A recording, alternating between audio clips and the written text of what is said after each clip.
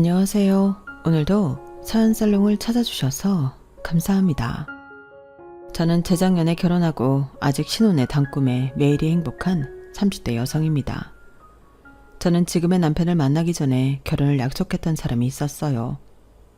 물론 결혼을 할 만큼 사랑했던 사람이었는데 결론적으로 말씀드리자면 저는 그 사람의 바닥을 보고 도망치듯 파혼했어요. 사랑한 시간만큼 그 사람을 전부 다 안다고 생각했는데 그게 아니더라고요. 그리고 지금의 남편한테도 딱히 숨길 일은 아니라서 모두 다 이야기하고 결혼을 했는데 지금의 남편은 이혼했던 경력이 있다 보니 그런 제 과거는 자기에 비하면 아무것도 아니라며 모든 걸 다 이해해주는 사람이에요. 또 저 역시 남편이 이혼하게 된 이야기도 모두 들어 알고 있는데 저는 전혀 개의치 않아 결혼을 하게 되었죠. 그리고 파혼을 하면서 제가 겪은 상처들이 꽤나 많았는데 사람이 모든 일을 내다볼 수는 없잖아요. 저희 엄마가 갑자기 큰 병에 걸릴 줄도 몰랐고 평생을 함께하자고 약속했던 남자가 그렇게 엉망인 사람인 줄도 몰랐던 것처럼 저는 제가 파혼을 하게 될 줄도 몰랐어요. 그래서 그때 속 시원하게 전부 이야기하지 못한 게 꽤 있었는데 엄마도 아프시고 그때는 경황이 없게 그 집구석에 파혼 통보를 했던 터라 속에 쌓인 분노 표출도 제대로 하지 못했어요. 그런데 이런 걸 조금 오바해서 한이라고 하나? 두고두고 후회가 되고 마음에 걸리더라고요. 내가 왜 그것들을 곱게 보내줬을까? 어디 가서 얼굴도 못 들고 다니게 개망신이라도 시켜줬어야 하는 거 아니었나? 정말 별의 별 생각을 꼬리에 꼬리를 물며 했어요. 하지만 이미 기회는 제 손을 떠나버렸고 저에게 남는 건 그저 후회밖에 없었는데 사람이 자꾸 반복해서 되뇌이고 후회를 하다 보니 하늘도 그런 죄가 딱했나 봐요. 어디 한번 한풀이를 제대로 해보라고 뜻밖의 기회를 주셨는데 어찌나 속이 후련하든지 지금은 아주 홀가분한 상태입니다. 그리고 그런 의미로 저는 이곳 사연살롱에 사연을 신청하게 되었는데요. 다른 사람들한테도 이런 인간 말종이 있다는 것을 알려주고 싶더라고요. 거기에 더불어 저와 같은 사람이 또 생기지 않았으면 좋겠는데 부디 제 사연을 끝까지 들어주시길 바랍니다. 그럼 지금부터 제 파혼 이야기를 시작해 볼게요. 편의상 저와 파혼했던 그 남자를 남자친구라 부르겠습니다. 저와 남자친구는 소개로 처음 만났어요. 제가 대학을 졸업하고 첫 직장에서 알게 된 직장 선배이자 사수인 언니가 잘 어울릴 것 같다며 대기업에 다닌다는 대학 친구를 소개해 준 건데요. 처음엔 별 흥미가 없었지만 대기업에 다닌다고 해서 호기심 반으로 소개팅 자리에 나갔어요. 저도 가능하면 대기업에 들어가고 싶었는데 그게 잘 되지 않았거든요. 그래서 대기업에 다니는 사람은 나랑 뭐가 다를까? 묘하게 그런 게 궁금했고 그렇게 소개팅 자리에 나온 남자친구는 제 생각보다는 딱히 뭔가 뛰어나거나 다른 사람과 달라 보이지 않았는데요. 오히려 살짝 정신도 없는 것 같아서 좀 실망스러웠죠. 저런 사람이 어떻게 대기업에 들어갔지? 그저 신기했달까요? 그런데 그거 아세요? 저렇게 뭔가 빈틈이 많아 보이는 사람이 또 자기 본업을 잘하면 그 모습이 또 의외라 다시 보게 되더라고요.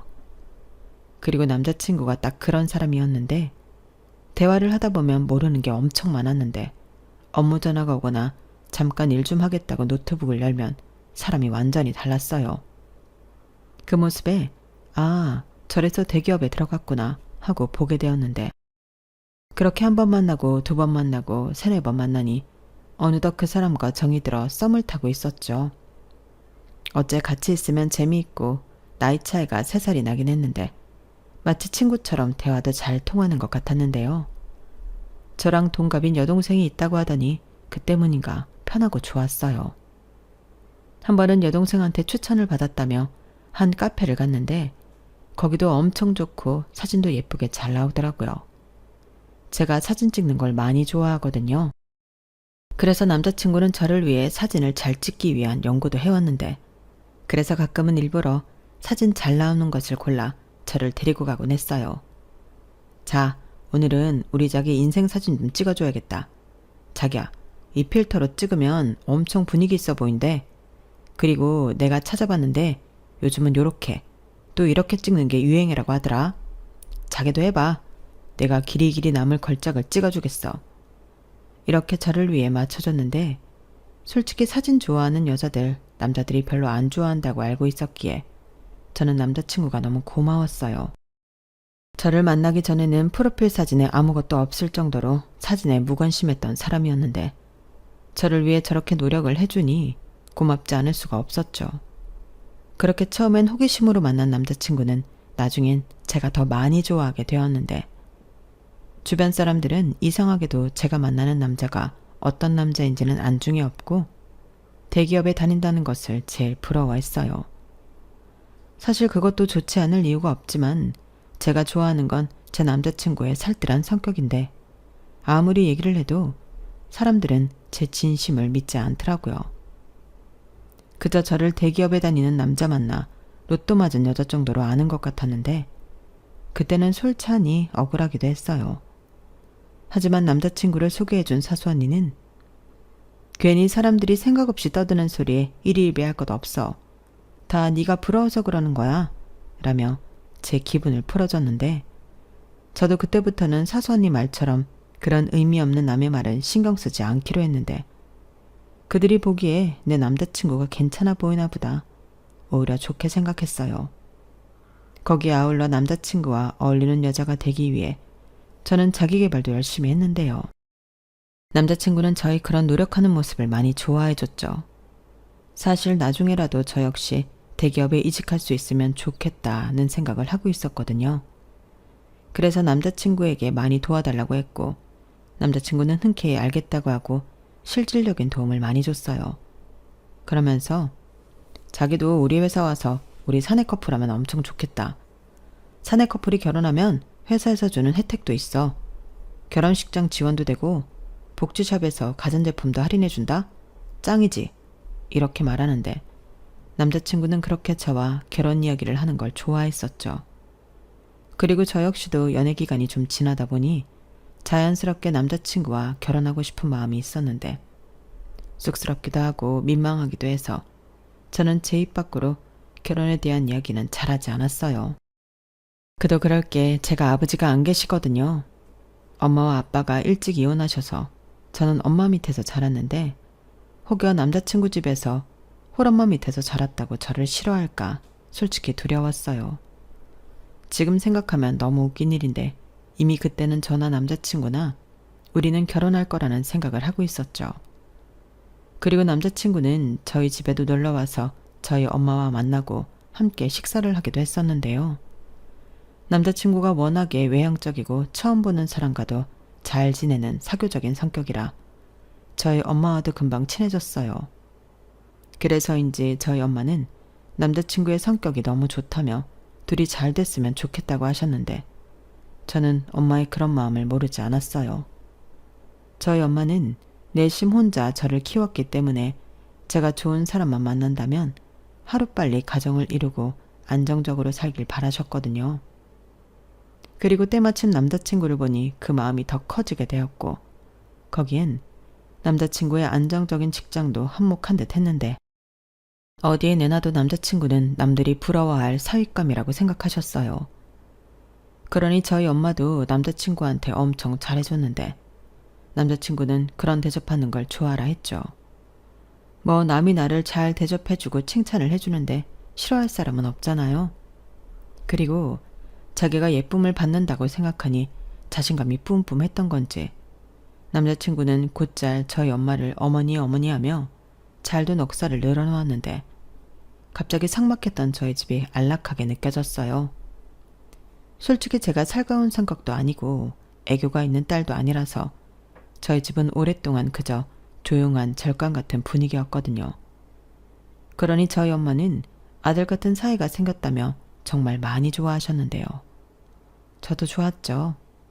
그리고 저 역시 넘어야 할 산이 있었는데 그건 바로 남자친구 집에 인사를 가는 거였어요. 그때는 어찌나 떨리던지 물도 제대로 넘기지 못할 정도였는데 남자친구 집은 제가 걱정했던 것과 달리 제가 홀엄마 밑에서 자랐다는 걸 아시는데도 저에게 살갑게 잘해주셨어요. 게다가 집안 분위기도 너무 좋았는데 평상시 꿈꾸던 따뜻한 집이랄까요? 그런 느낌을 받아서 절로 미소가 지어졌는데 남자친구의 좋은 성격도 다 이런 집안 환경에 영향을 받은 것 같더군요. 더욱이 저랑 동갑이라는 여동생은 말로만 들었지만 생각보다 엄청 편하고 저를 잘 챙겨줬는데 두가 현실남매 아니랄까봐 둘이 티격태격하는 모습이 옆에서 보기에 너무 재미있었어요. 제가 다른 형제가 없다 보니 남매 사이라는 게 이런 거구나 신기하더라고요. 유나라고 했지? 나는 인간 여동생 박준이야. 얘기 많이 들었어. 나랑 동갑이라며? 우리 어쩌면 건너 친구 막 겹치고 그러는 거 아니야? 아무튼 우리 오빠랑 연애하는 건 솔직히 비추인데. 이렇게 만나게 돼서 반가워. 야, 박준이, 무슨 비추야. 완전 강추지. 그리고 우리 결혼할 사이인데 이름 막 부르지 마라. 어디서 새언니 이름을 막 불러. 아, 그리고 내가 미리 경고하는데 시누이 짓 할 생각은 하지도 마.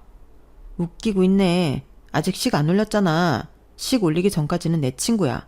그치, 유나야? 그리고 우리 오빠에 대해 궁금한 건 나한테 물어봐. 본인이 본인에 대해 투명하게 공개했겠어? 내가 진실 말해줄게. 무엇이든 물어봐. 아, 그럼 우리 집에 시집 안 온다고 하려나? 아우, 시끄러워. 너는 오빠가 모처럼 여자친구를 데려왔는데 왜 이렇게 까칠하게 구니? 그러다 정말인 줄 알고 유나가 믿으면 어쩌려고 그래. 유나야, 제 말 듣지 마. 우리 아들 진짜 괜찮은 애거든? 주변에서도 대기업 다니는 아들이라고 얼마나 자기 딸 소개시켜달라고 난린대. 근데 우리 아들은 유나 너밖에 없다고 하더라. 그래서 여담이지만 좋은 혼처도 많이 놓쳤어. 그래서 내가 너 진짜 어떤 애인지 보고 싶었다. 근데 지금 보니까 너무 예쁘고 참하네. 우리 아들이 왜 그렇게 유나 노래를 했는지 알겠어? 거참 당신은 뭐하러 그런 얘기를 해. 괜히 유나가 오해하잖아. 유나야, 그래봤자 고작 한두 명이었어. 그것도 말만 좀 나왔을 뿐이지 아무 일도 없었다. 그치, 박준호? 아빠도 참 그게 더 수상하거든. 별소리를 다 해. 나보다 유나가 아까운 게 맞지. 봐봐. 유나는 예쁘지 싹싹하지. 그리고 성격도 얼마나 꼼꼼한데. 박준이랑 완전 달라. 아이씨, 왜 자꾸 나를 걸고 넘어져. 그래, 오빠 네 여자친구 짱이다. 됐냐? 됐다 그래. 그렇게 인정해주니까 얼마나 좋아. 그리고 앞으로도 유나 데리고 집에 자주 놀러 올 거니까 잘해줘. 미래에 우리 한 식구 될 사이니까. 알겠지? 그렇게 처음 예비시댁에 방문했을 때 그 자리며 분위기는 참 유쾌하고 좋았어요. 늘 엄마와 둘만 있어 조용한 집과는 다르게 활기가 넘치는데 이런 게 사람 사는 집인가? 그런 생각이 들더라고요.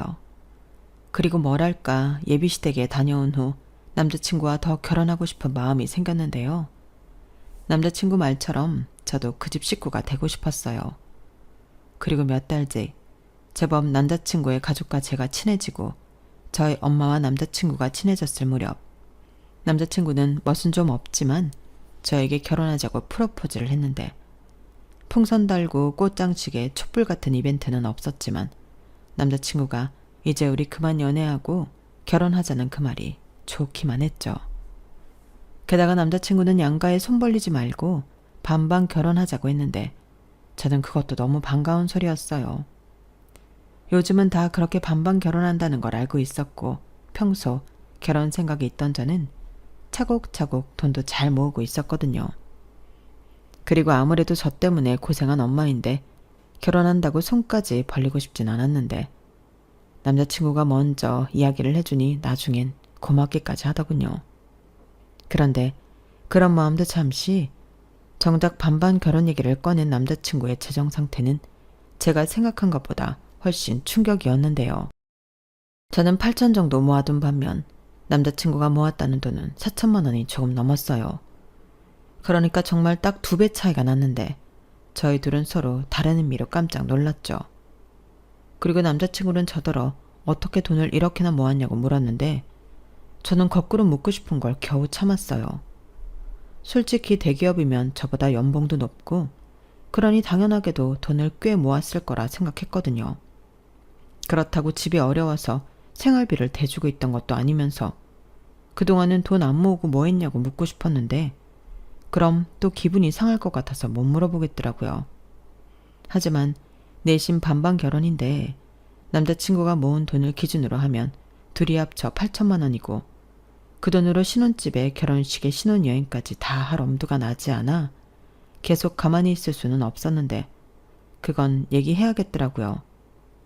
그리고 남자친구는 제가 그렇게나 돈을 많이 모았을지 몰랐다며 자기가 어떡하든 제 돈 8천만 원을 맞춰오겠다고 했는데 저는 행여 대출을 받을 생각일까봐 그럼 그냥 내가 4천만 원 더하는 걸로 하고 준비를 하자고 했어요. 하지만 남자친구는 아니야, 그럼 반반 결혼이 아니지. 일단 집에 얘기는 해보려고. 아들이 모은 돈이 부족하다고 하는데 좀 도와주지 않겠어? 라며 비교적 쉽게 얘기하더라고요. 솔직히 저는 서로 얼마를 모았는지 오픈하기 전에는 제가 모은 돈이 부족할까봐 걱정을 했었거든요.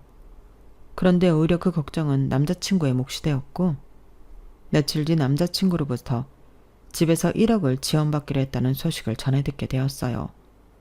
그러니까 자기는 1억 4천만 원을 준비할 수 있다고 하는데 무슨 돈 놓고 돈 먹는 도박도 아니고 이젠 제가 6천만 원이 부족한 상황이 되어버렸어요. 그리고 남자친구는 생각해보니 8천만 원씩 둘이 합쳐봤자 1억 6천만 원인데 그 돈으로 서울의 아파트 전세는 택도 없지 않냐며 집에서 1억 해준다고 해서 좋다고 했는데 어째 저도 부족한 돈을 만들어 오라는 듯 들리더군요. 그래서 정말 그러긴 싫었지만 엄마한테 슬쩍 이야기를 했고 엄마는 무슨 그런 걱정을 하냐며 저에게 2억 가까이 된 통장을 건네셨어요. 그리고 엄마는 저에게 엄마도 우리 딸 시집갈 때 쓰려고 모아놓은 돈이 있지. 너는 그런 일이 있으면 엄마한테 말을 하지. 왜 혼자 소가리를 하고 있었어? 자, 이거 가져가서 결혼 준비했어. 라고 하셨는데 정말 선뜻 그 통장을 덥석 챙길 수가 없겠더라고요. 분명 저 돈 모은다고 엄마가 고생했을 게 뻔했는데 너무 미안했어요. 그래서 저는 부족한 6천만 원만 달라고 나머지는 엄마가 쓰라고 말씀을 드렸는데요. 엄마는 싫다고 저더러 가지고 있으라고 하셨죠. 하지만 이걸 다 가져가면 또다시 남자친구는 반반 결혼을 위해 돈을 맞춰야 할 것 같았고 저는 나중에 제가 돈 필요하다고 할 때 도와줄 비상금이라고 생각하고 엄마가 들고 있어 달라고 했는데 엄마는 저의 그 말에는 알겠다고 수긍하셨어요. 그리하여 저는 남자친구처럼 1억 4천만 원을 맞춰 우리 둘이 2억 8천만 원이라는 돈을 가지고 결혼 준비를 하게 되었는데 확실히 자금이 넉넉하니 편하긴 하더라고요. 하지만 서울의 아파트 전셋값은 생각했던 것보다 훨씬 비쌌는데 사람 눈이라는 게 그렇잖아요. 마음에 드는 곳 한 번을 보니 다른 거 눈에 들어오지 않고 어떡하든 그 집으로 하고 싶었는데 저희가 신혼집으로 꽂힌 집은 한강이 보이는 아파트였어요. 그러니 말하지 않아도 전세 가격이 어느 정도인지는 예측이 되실 텐데 저희 예산으로는 어림도 없었죠. 그래서 눈물을 머금고 눈을 낮추기로 했는데 어차피 매매도 아니니 나중에 우리 집 살 때를 생각해 일단은 참기로 했어요. 그리고 돈에 맞춰 적당한 곳을 고르긴 했는데 역시나 성에는 차지 않는 건 어쩔 수 없더군요. 일단 남자친구는 평수 자체가 아쉽다고 했는데 자기는 아무리 신혼이라고 해도 조금 넓은 집에서 시작하고 싶다고 했거든요. 누가 그러는데 시작을 어떻게 하느냐에 따라서 사는 게 달라진대. 처음 시작부터 넓은 집에서 살면 앞으로도 계속 넓은 집에서만 산다고. 주변에서 집은 좀 무리해서 하더라도 넓은 평수로 하라고 하더라고. 뭐? 둘이 사는데 뭐하러? 나중에 애기 태어나면 모를까. 나는 그건 좀 아닌 것 같은데. 물론 여유가 있으면 우리 전에 봤던 것처럼 30평대 아파트 가면 좋지. 근데 현실은 아니잖아. 그리고 긍정적으로 생각하면 이런 경험을 또 언제 해보겠어. 우리 좋게 생각하자. 그래, 유나 네가 그렇게 말하면 또 그런 거지. 돈 없는 게 죄지 뭐. 에이, 너무 그러진 말고 우리 열심히 벌어서 자기가 얘기하는 넓은 집 가면 되지. 나는 지금 구한 집도 마음에 들어. 아기자기하게 꾸며서 우리 예쁘게 살자. 남자친구는 제 말에 마지못해 알겠다는 듯 고개를 끄덕끄덕 했어요. 그리고 저희는 상견례를 시작으로 본격적인 예산에 맞춘 결혼 준비를 하기 시작했는데 갑자기 남자친구가 상견례 때도 아무 말이 없던 예단 리스트를 들고 나타나 저를 깜짝 놀라게 했어요. 그리고 그걸 내미는 남자친구도 민망했는지 실실 웃으면서 제 눈을 똑바로 쳐다보지 못했는데 저는 주저하지 않고 바로 말했어요. 이런 문제는 최대한 빨리 해결해야 나중에 뒤탈이 없다고 생각했거든요. 자기야, 우리 반반 결혼하는 거잖아. 근데 왜 예단을 해오라시는 거야? 이렇게 물었는데요. 그러자 남자친구는 제가 이렇게 말할 줄 이미 예상했다는 듯, 그게 우리 부모님 입장에서는 1억을 지원해 주는 거니까 예단을 받긴 해야겠더라고. 또 나는 미처 생각을 못했는데 보는 눈도 있고 우리 엄마 아빠 체면도 있잖아. 그리고 내가 다 물어봤는데 예단은 당연히 여자 쪽에서 해오는 게 맞다고 하더라고. 구색은 맞춰야지 라고 하는데, 정말 남자친구를 만나면서 그렇게 황당했던 적이 없었어요. 거기에 덧붙인 말도 기가 막혔는데 뭐라고 했는지 아세요? 대신 너무 과하지 않게 적었다고 했으니까 너무 싫은 티는 내지 마. 어차피 시집 오는데 좋게 해서 오면 유나 너도 좋지. 이렇게 말을 했는데요. 언뜻 리스트에 적힌 목록을 살펴만 봐도 명품 가방에 밍크코트, 거기에 비싸다는 로봇 청소기, 뭐 그런 게 다 적혀 있었어요. 도대체 뭐가 과하지 않다고 하는 건지 저는 남자친구를 한참이나 불만 섞인 얼굴로 쳐다봤죠. 그러면서 속으로 이래서 결혼 준비하는 동안 그렇게 죽어라 싸운다고 하는 거구나, 그런 생각을 했는데, 분명 남자친구는 아무 말도 하지 않았지만 물러설 기미는 보이지 않았어요. 오히려 그런 태도에 예단은 꼭 받겠다는 굳은 의지가 느껴졌는데, 제 입장에서는 보태준 돈도 있으니 당신들도 본전은 뽑아야겠다는 소리로밖에는 들리지 않았어요. 그래서 아닌 건 아니니 저는 제가 먼저 남자친구에게 아무리 생각해도 똑같이 반반 돈에서 결혼을 하는데 이 목록은 과해도 너무 과하다고 저는 남자친구 편에 그 예단 리스트를 돌려보냈어요. 그리고 당연한 소리지만 남자친구 얼굴은 딱딱하게 굳었는데요. 저 역시 마음이 좋진 않았죠. 그리고 그 뒤 한 3일 정도는 누가 먼저랄 것도 없이 서로 연락도 하지 않고 보이지 않는 신경전을 벌였는데, 그 순간은 결혼이고 뭐고 우리가 어떻게 될지 가늠할 수 없게 되었어요. 지금이야 어차피 파혼할 인연이었는데 그럼 그때 했으면 좋지 않았을까, 그런 생각도 들지만 그때는 그 예단 문제만 해결되면 결혼할 수 있다고 생각해서 제 속만 끓이고 있었어요. 그리고 그런 시간이 얼마 동안 더 지속되다 보니 보다 못한 저희 엄마가 걱정스러운 얼굴로 왜 그러냐 물으셨는데, 처음엔 엄마까지 걱정시키고 싶지 않아서 아니라고 아무 일도 없다고 거짓말을 했죠. 하지만 말만 아니라고 하면 뭐 하나요? 이미 제 얼굴 표정은 그게 아니었는걸요. 그러니 엄마는 없긴 뭐가 없어. 네 얼굴에 다 써있다. 왜? 박서방이랑 싸웠어? 무슨 일인데? 엄마한테 말해봐.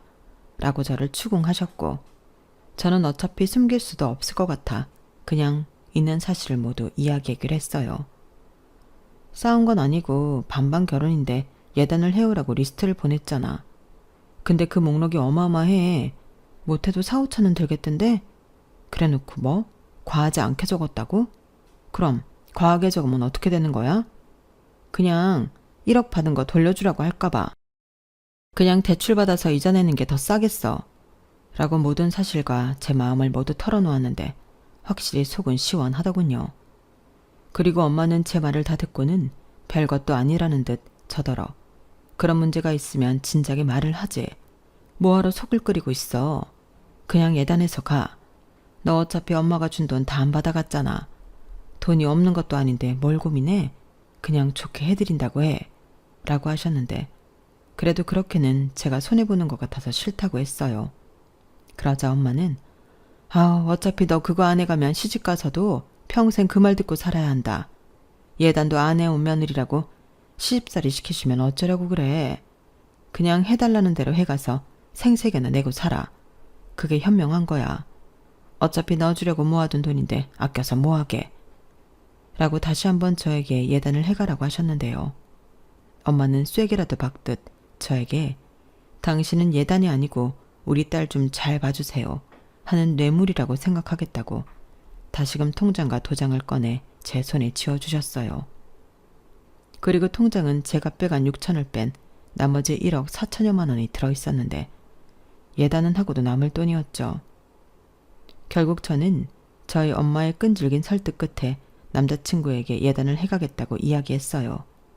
그러니 다시 그 리스트를 가지고 오라고 해서 견적을 내봤는데 정확히 5,279만 원이 나오더군요.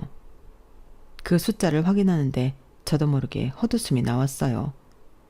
1억을 보태주고 5천만 원 넘게 뜯어가시면 그게 1억을 보태준 게 맞는 걸까요? 그래도 뭐 다들 이 정도는 해간다고 하니 저는 내키지 않았지만 그 예단들을 준비하겠다고 했는데 처음 좋았던 시부모님의 이미지는 다 깨진 뒤였어요. 하지만 겉으로는 여전히 유나야 하시며 저를 친근하게 부르셨는데 그때는 어떤 모습이 진짜일까 경계심만 생기더군요. 거기에 저랑 동갑이었던 예비신우는 뭐가 그렇게 바쁜지 도통 볼 수가 없었는데요. 정말 신기하게도 예단 문제가 해결되니 아무 일도 없었다는 듯 남자친구는 다시 사랑꾼이 되었어요. 다행히 예비시댁도 바라던 예단을 다 받게 되어 불만이라는 게 사라진 건지 그 뒤로는 아무런 태클도 걸지 않았는데 그때부터는 결혼 준비가 일사천리로 진행이 되었어요. 한동안 신경전을 벌이느라 준비가 멈췄으니 바쁘더라고요. 그리고 그렇게 빠르게 진행된 결혼 준비는 어느덧 막바지에다 결혼을 한 달 앞두게 되었는데 스튜디오 사진도 다 찍었고 청첩장도 다 돌린 상태였어요. 다만 주변에서 예단을 너무 빨리 해서 주지 말라고 하는 소리가 있어 그것만 좀 나중으로 미루고 있었는데 뭐 저한테 말은 하지 않았어도 본인들은 빨리 받고 싶어 애가 터졌을 거예요. 그래도 어차피 줄 예단이니 조금 더 시간을 끌고 싶은 마음이 있었는데 그런 마음이 나빴던 걸까요? 언제부턴가 엄마가 피곤하다, 어지럽다, 속이 더부룩하다 하시며 평소랑은 다르게 얼굴색이 나빠지셨는데 자식들 입장에서 걱정을 안 할 수가 없었어요.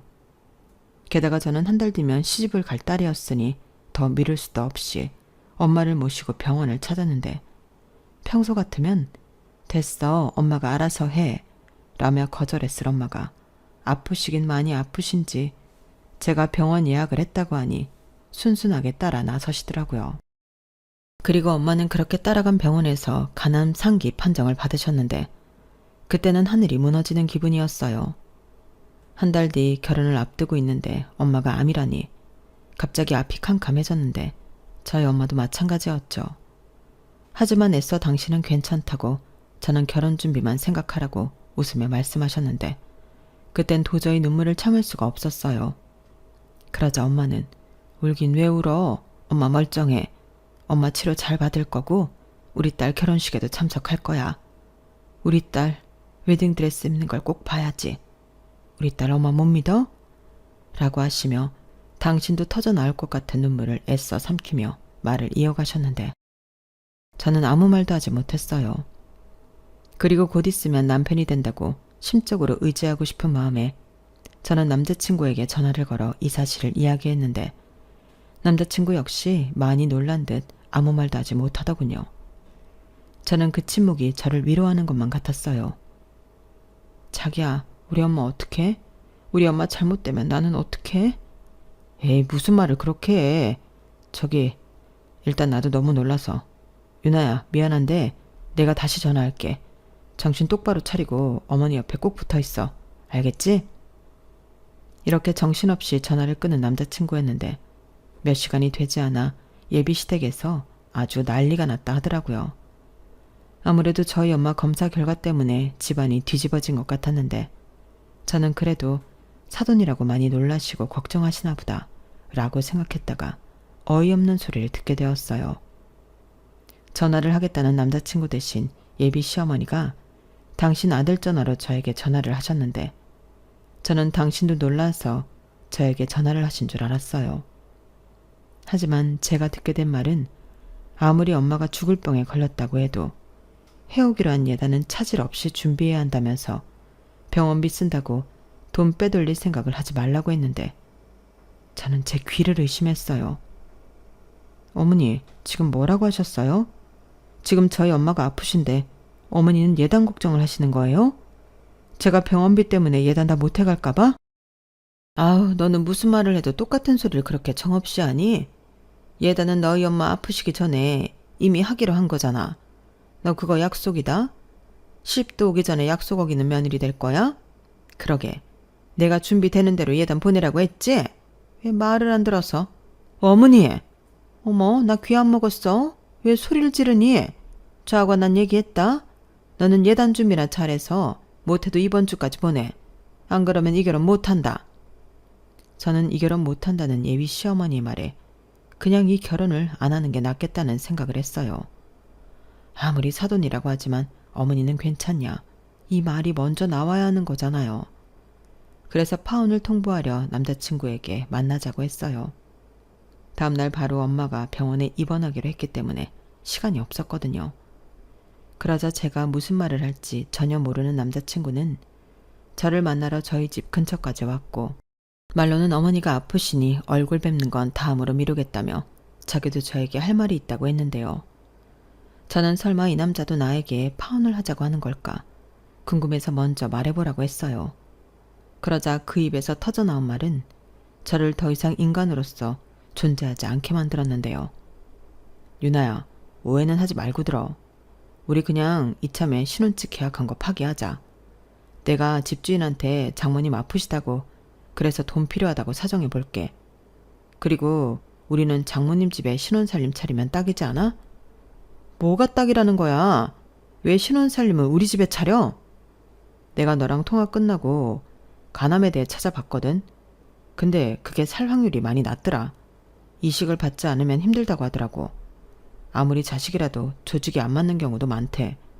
그리고 어차피 집보다는 병원에 계실 날이 더 많으실 텐데 그 집 놀려서 뭐해. 그냥 우리가 거기서 살자. 아마 장모님도 좋아하실걸? 웃겨. 우리 엄마가 왜 좋아해?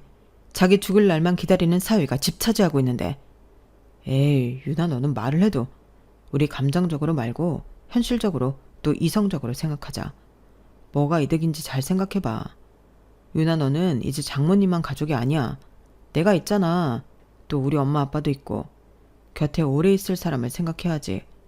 그리고 내가 이 말은 언젠가는 좀 하려고 했는데 우리 집에서 해준 1억 그게 빚을 내서 해준 거라고 하네. 큰 집에서 도와주셨다고 하는데 그 돈을 달라고 성화야.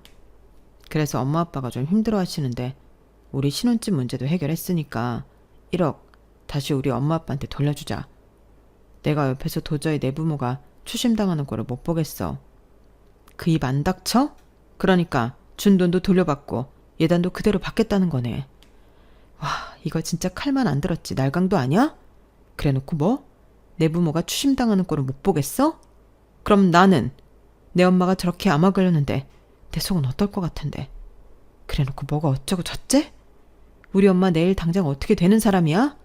아주 고사를 지내라. 어떻게 그딴 말을 지금 내 앞에서 할 수가 있냐고. 현실적, 이성적, 지랄 연병하고 있네. 야, 그 더러운 입 꼭 다물고 니네 부모한테 가서 전해. 예단 구경할 생각도 하지 말라고. 그리고 이 결혼 안 해. 뭐? 이제 와서 이러면 어떡해. 우리 청첩장도 다 돌렸잖아. 그리고 위약금은 어쩔 건데. 네가 다 낼 거야? 그래. 너 같은 쓰레기랑 결혼하는 것보다는 그게 싸지. 내가 깨는 결혼이니까 내가 위약금 낼게. 대신 너는 다시는 내 눈앞에 얼쩡거리지 마. 알겠어? 저는 너무 화가 나서 있는 힘껏 소리쳤어요.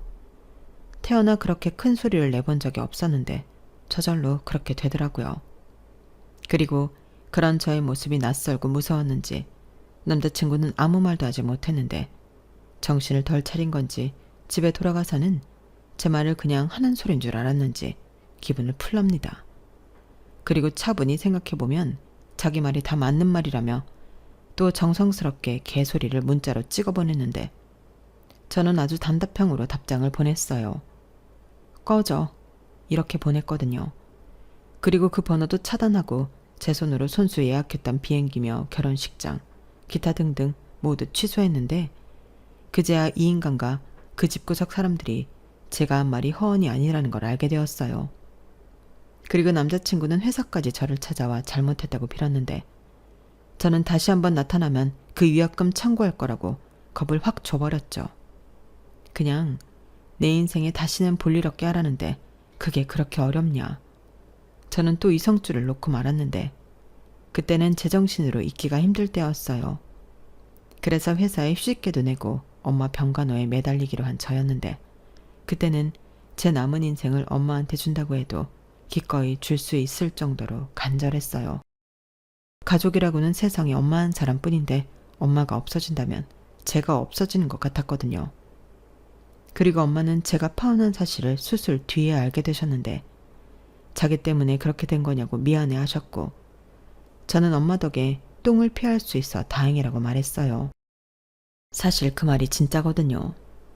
만약에 엄마가 아프지 않았다면 그놈의 그런 밑바닥을 어떻게 볼 수 있었겠어요.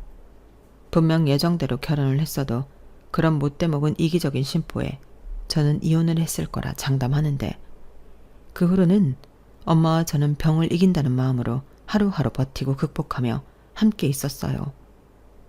때론 힘들어하는 엄마를 보며 대성통곡하고 울기도 했고 둘이 꼭 붙어 지내는 추억도 만들었는데요.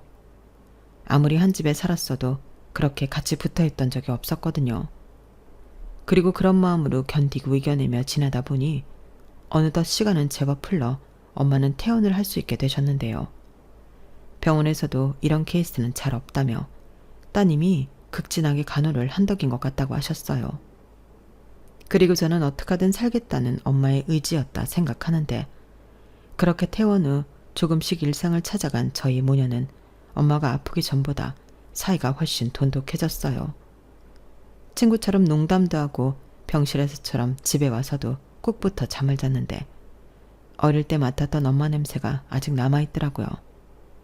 그 냄새가 어릴 때는 엄마가 일하느라 바빠서 저에게 늘 그리운 냄새였는데 매일같이 그런 엄마의 냄새를 맡을 수 있으니 저는 거꾸로 지금이 너무 편했어요. 그렇게 저희 모녀는 완치 판정을 받는 그날까지 함께 싸우겠다는 의지를 다지며 매일 조금이라도 더 행복하려 노력했는데 그 사이 저는 회사에도 다시 나가고 제 일상을 완전히 회복했죠.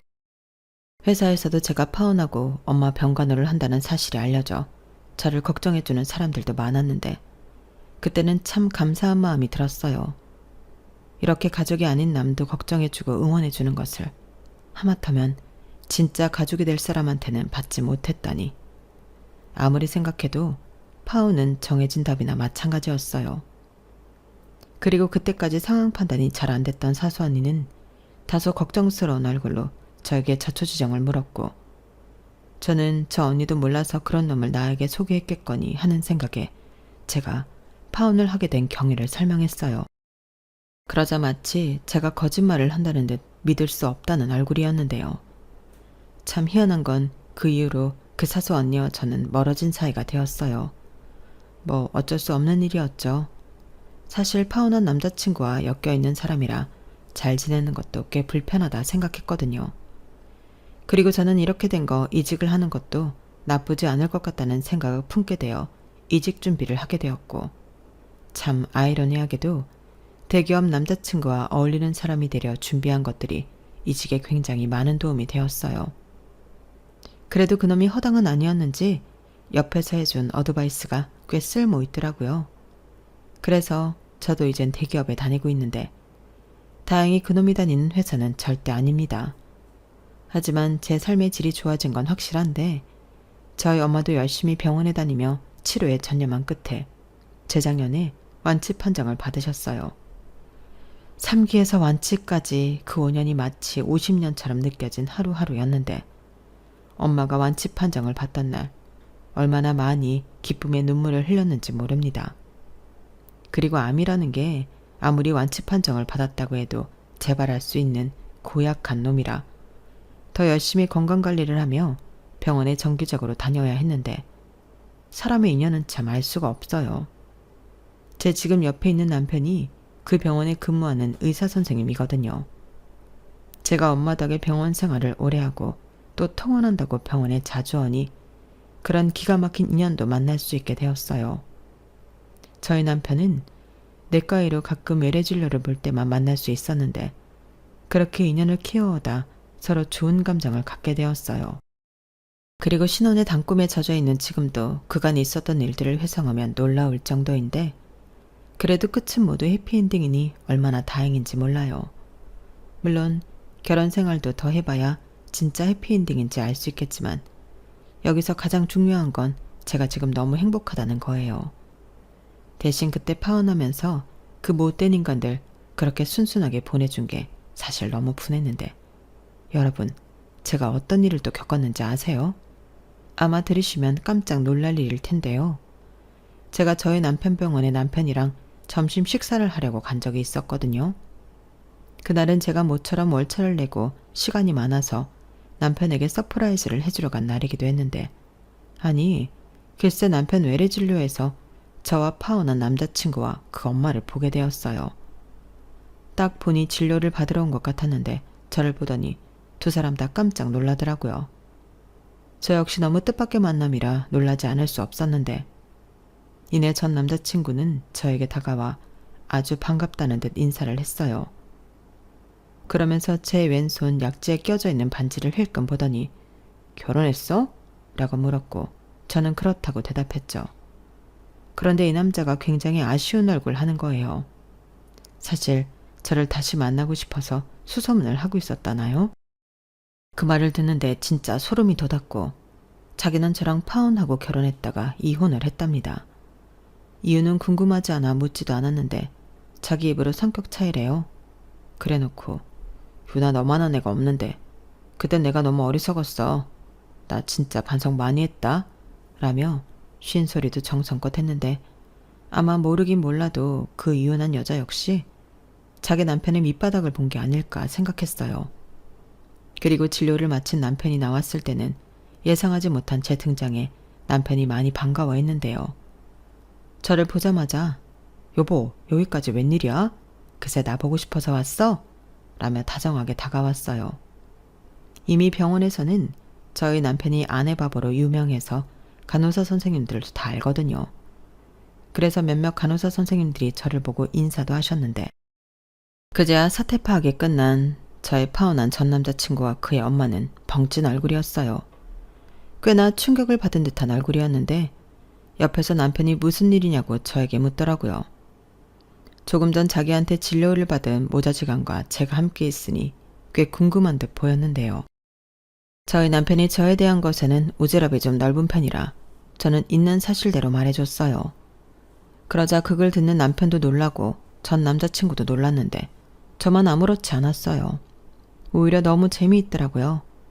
그리고 어쩐지 저를 원망하는 눈으로 보는 듯한 옛 예비 시어머니는 한눈에 봐도 어디가 많이 아픈 듯 얼굴이 많이 야위었는데 나중에 집에 와서 남편에게 드리니 개인정보라 다는 말해줄 수 없지만 위암에 걸려 꽤나 힘든 시간을 보내고 있다고 알려줬어요. 전이도 빠른 편이고 암세포 자체가 수술을 해도 완전히 제거를 할 수 없는 곳에 분포되어 있어. 지금은 항암밖에는 방법이 없는데 어렵네. 이런 말을 들었는데 기분이 참 묘하더군요. 불쌍하기도 하고 쌤통이기도 하고 많은 감정이 뒤섞였어요. 그러게 병이라는 건 누구나 걸릴 수 있다는 건데 왜 그 사람들은 그 당연한 걸 몰라서 저와 저희 엄마한테 그런 무례와 상처를 줬던 걸까요? 그리고 우리 엄마 살 확률 없다고 현실적으로 생각하려고 떠들었던 놈이 이젠 저와 처지가 180도 달라졌으니 그것만큼 확실한 복수가 없었는데 이제 좀 자기도 제가 그때 어떤 심정이었는지 알았으면 좋겠네요. 아니 어쩌면 이혼까지 당하고 아픈 엄마까지 돌보느라 그런 감정을 느낄 여유도 없을 것 같긴 한데 제가 모르는 사이 제대로 벌을 받은 것 같아 저는 이제야 반복되는 후회를 멈출 수 있을 것 같아요. 그리하여 제 마지막 복수는 보란듯이 지금의 남편과 행복하게 사는 건데요. 원래 최고의 복수는 저를 아프게 한 그 사람들보다 잘 사는 거라고 하잖아요. 그리고 거기서 끝이 아니라 이제는 완치 판정을 받아 더욱 건강해진 친정엄마와 세상에서 가장 현명하고 인자하신 시부모님까지 있는 저는 천군만마를 얻은 기분인데 잘 사는 모습을 그들에게 보여줄 수 있어서 다행이에요. 이만하면 저도 저희 엄마도 그 긴 시간 동안 잘 참고 견딘 보람이 있는 거겠죠? 그리하여 저는 이제야 완전히 옛날 기억을 기억 저편으로 묻어두고 앞으로 다가올 행복만을 쫓으며 살아갈 수 있게 되었는데 앞으로 우리 부부가 지금의 마음을 잊지 않고 계속 예쁜 사랑을 할 수 있도록 따뜻한 응원 부탁드립니다. 지금까지 제 사연 끝까지 들어주셔서 대단히 감사드려요. 뿌린 대로 걷는다는 말이 있듯 여러분들의 인생에는 좋은 것만 거둬들이길 바랍니다. 안녕히 계세요. 여러분, 사연 댓글에 응원과 현명한 조언 부탁드려요. 좋아요와 구독은 저에게 큰 힘이 됩니다. 오늘도 좋은 하루 되세요.